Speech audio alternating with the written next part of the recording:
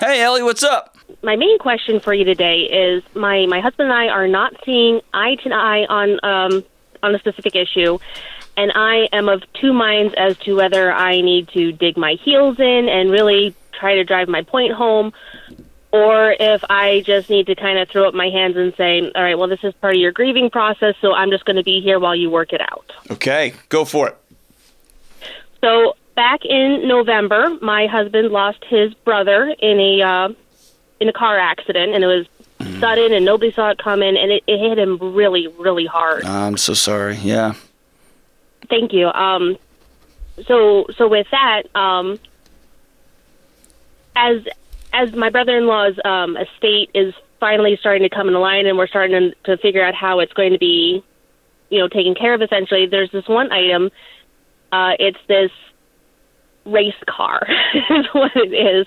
A race car? My husband. Yeah, my brother-in-law, he was like a minor celebrity in our community, and like one of his things was he would take the car down to the track and win these races and things. And cool. So, yeah, I mean, it's not. I'm a huge. Hey, listen. I'm a huge fan of both minor celebrities in towns. I love that. That makes me so happy, and I love Ricky Bobby. And so you have just met my heart on two different fronts, and so I am so grateful that you called today. Okay, so your brother-in-law was a minor celeb, which I love, small-town minor celeb, race car driver, and he passed away suddenly in a car wreck, unrelated, and then you and your husband are having a disagreement.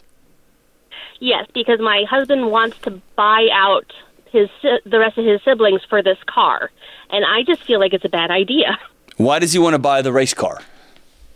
Well, of the previous times that we've talked about it, he tells me that, he really wants to get the car and do further modifications to it that he knew that his brother wanted done but didn't get a chance to, and he wants to take it down and do the racing and that kind of thing. Is he a car guy? Is he a car racer guy?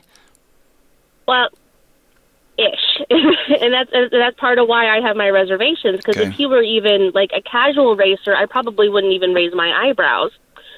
But the last time he took one of his own cars to the racetrack was like 2018. Okay. And so why are his brother and sisters, like, why don't they just give him the car? If it means a lot to him, why don't they just give it to him?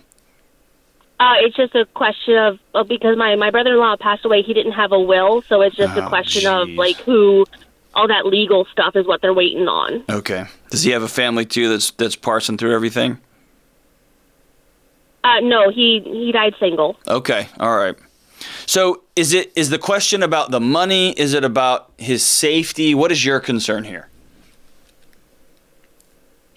It's partially money, and it's also partially just, like, I'm not really understanding why he's so hung up about the car, because, like I said, he's not even a casual racer. The car has nothing to do with racing.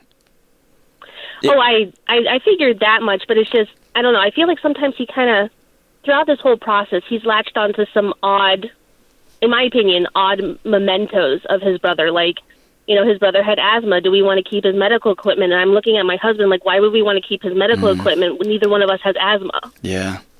So did he love his brother? Very much. They were very close. They're pretty close? How far apart were they in age? 5 years, but like they were, like my husband's the second youngest, and the brother that passed away was the baby of the family. Okay, so they had to grind it out together down there at the bottom, right? Yeah. How old is your husband? He is turning 39. Okay. So every single thing that he gives away that y'all get rid of is one more piece of your brother-in-law that's turning into a vapor.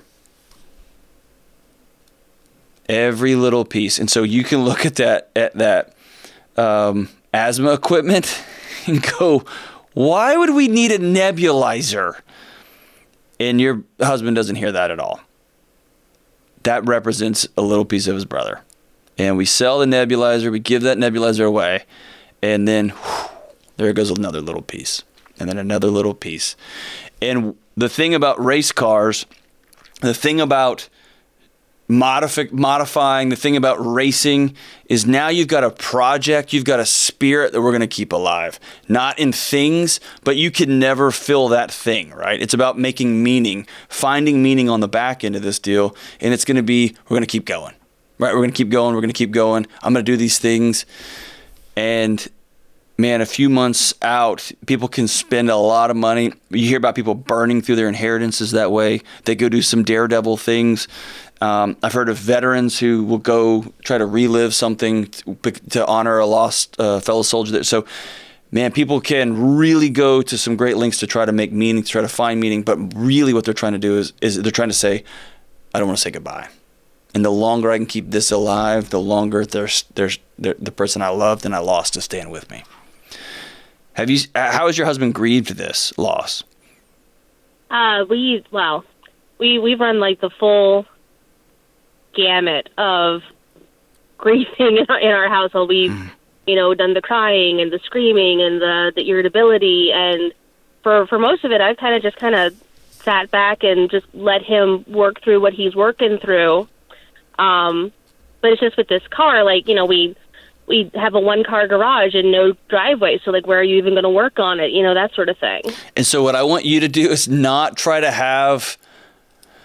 No, that's not fair. I was going to say don't try to have rational conversations because this isn't a rational project. Does that make sense? No, I picked up on that, and that's part of my frustration because I don't know how to... Because out of the two of us, I'm much more the more practical one, so I don't really know how to right. So handle all this stuff. So what numbers are getting thrown around like a purchase price? The purchase price so much isn't the issue. It's only about $3,000 to $4,000, I think. Okay.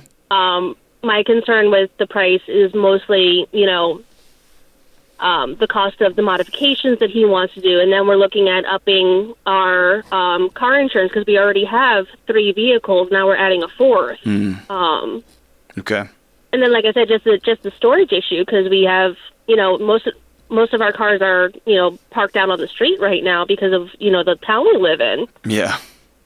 So it's not like we have a nice big suburban house with multi-car garages and driveways. You can do whatever you want in. So one thing that takes down couples that most people never fully grasp until it happens to them is what I would call competitive grieving. Meaning for some people, somebody passes away suddenly in November. It is a hard Thanksgiving, Christmas season, really hard. And then January is a little bit lighter. February is the gray months, but we're starting to make peace with what happened here. We're starting to pick up the pieces. And then all of a sudden, someone's walking alongside us and they just fall off. Right? And suddenly it's like, dude, will you just... we know this is a big deal, but we all got to get up tomorrow. And they don't seem like they can get up. Right? And so one thing I always want couples to be graceful with one another in is that balance between you got to get up and go to work. You got to get up and do these things. And everybody grieves differently. If it's $3,000 and he can come up with a storage plan, that's one that, here's the thing, he's not going to work on it. You know that. I know that. He may race it once in some big ceremony. Maybe, right? I think for the 1 year anniversary or something. Yeah, it'll be a thing, right? And so for $3,000, you could get that's money, right? But the reality is, once this estate gets settled, his brothers and sisters aren't going to charge him $3,000. You're going to give him the car, and if they do charge him $3,000, come on, guys, let him have the car for crying out loud. Y'all aren't going to do anything with it. And if he can come up with a storage plan that's not going to break the bank, that's going to be well thought out. So that's where you can put some of this on him, because some of this is a fantasy. It's a myth. It's a way to keep a ghost at the table. And every time you say, okay, make me a plan for what this will actually look like. How are we going to afford this? Here's our budget. Here's the reality of the money we have. Here's what the track costs. Here's what running the cars at the tracks costs. And those are expensive, right? The tires and all that stuff's really expensive. Make me a plan for how we're going to do this. And then some of that may just fall away, right? And that may be a heartbreaking reality moment for him where he realizes we can't afford to do this. Or he may circle back and say, hey, Billy Bob down the street is going to let us store the car there. It's $3,000. I can pay for it. We can pay for this. Can I just do this? And for $3,000, sure. High five. Way to go. And then we're going to budget every month, and we're going to not just go buy bumpers and I'm going to start talking carburetors. I'm trying to sound like a car guy, which I'm super not. We can't get out of control because we're going to have this constrained budget here. Or you can ask him to come up with a broader plan for everything all at once. And then you can say, are you scared to let your brother go? Because he loved you. And I want us to work towards letting him go, be in peace. Right? And it may still mean you end up with a race car in your driveway for a season, so be it. But it also may mean that he's going to have to do the hard work of grieving. So here's one thing I do want y'all to do together. I want you to get David Kessler's book, Finding Meaning. It's the best book on grief I've ever read, and I want y'all to read it together. James will put it in the show notes here. It's by David Kessler. It's called Finding Meaning. It's a masterpiece. But it's something y'all can read together, and it will give you the opportunity to ask him some hard questions that are going to come from the book, not from him. And it's a really clean, easy read, and it's not anything complicated or hard, but it's going to let him express some of his thoughts and some of his feelings. And if making meaning is, hey, once a year I pull this thing out of the driveway and it's $3,000, man, I don't care about that. You don't have a space in your garage, right? So that is a thing, right?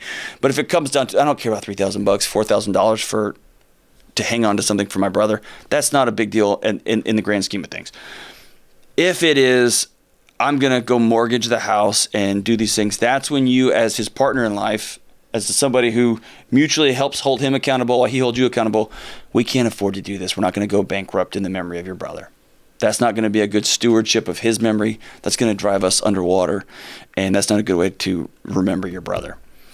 But this book is going to give you all a step-by-step process to walk through that. So I know that's so messy. Everybody out there, this has been hard with COVID too, right? This has been really hard with COVID, this idea of grieving together. My wife and I grieve differently at different paces, at different speeds, in different ways. And man, that's hard. And we've been together a long time.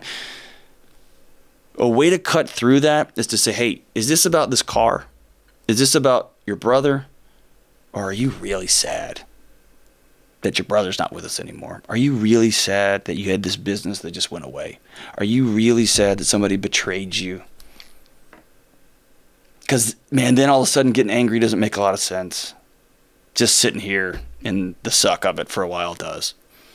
And then I'm going to walk with you tomorrow because we got to get up, we got to shower, we got to go to work, right? But it's about just grieving.